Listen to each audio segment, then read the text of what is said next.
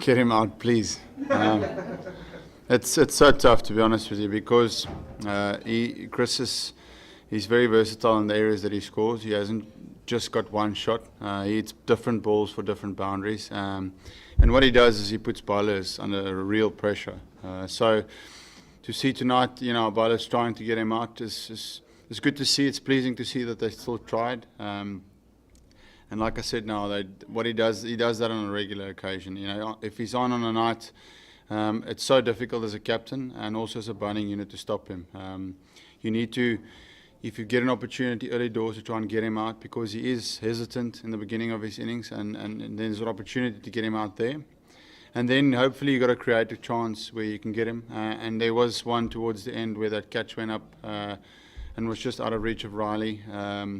He offers very little, and he's the world's most dangerous 2020 player for a reason. So it's tough for a young bowling unit, but they'll learn a lot from that. No, just keep trying to get him out. Like I said, you can't doubt yourself too much as a bowler. Like I said, he's done that to the best in the world. And KG is very young in his career. He didn't bowl bad balls. He was at the wrong side of a box lower tonight, if I can say that.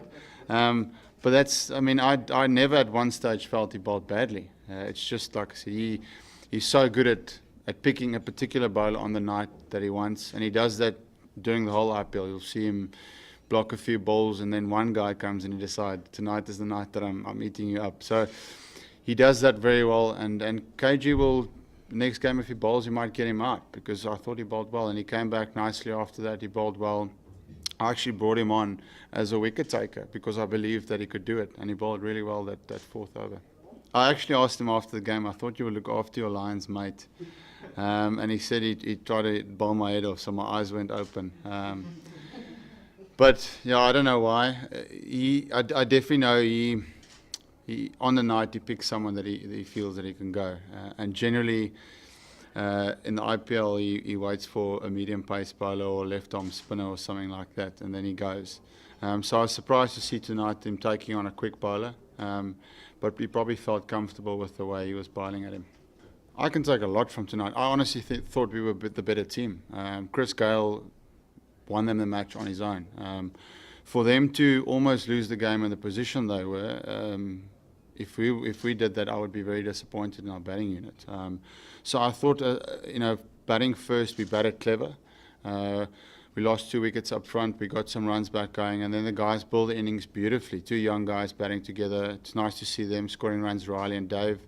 165 on a Newlands wicket, I think, is very competitive. And then with the ball, if you take away 2 or 3 overs where Chris took the bowling apart, I thought we were in the game the whole time with good plans. I thought there was a bit of unluckiness for us as well. A lot of balls going past the stumps for 4. It's just one of those nights. I firmly believe if we got Chris Gayle out tonight early, we would have won the game. Oh, definitely. Like I said in the press before to you guys, for me, they're the strongest T20 team in the world. So the shorter the version for them, the more dangerous they become. And like I said, they're the most dangerous T20 team. You take those names and you almost got a World 11 team there. They're very dangerous. Obviously, we've got all those names also, but we were resting a lot of those guys in that format. So on paper, they should be, like I said, they should be very, very dangerous. So, but tonight, to compete with a side like that, with a really young side, I thought we did really well. Look, Imi, we know 2020 is a match winner. One-day cricket is brilliant. Test cricket, I think it's just he's got a defensive field. Imi is. What's difficult with Imi is he bowls a lot of variation, and if you've got defensive fields where there's guys on the boundary and you don't pick him, he's difficult to slog for 6. In Test cricket, obviously it's different. You get a little bit more time, and you have to land every ball in the right place because the fields are so defensive. But I think Imi is just a little bit more comfortable in this format because he can bowl aggressively and he knows his protection.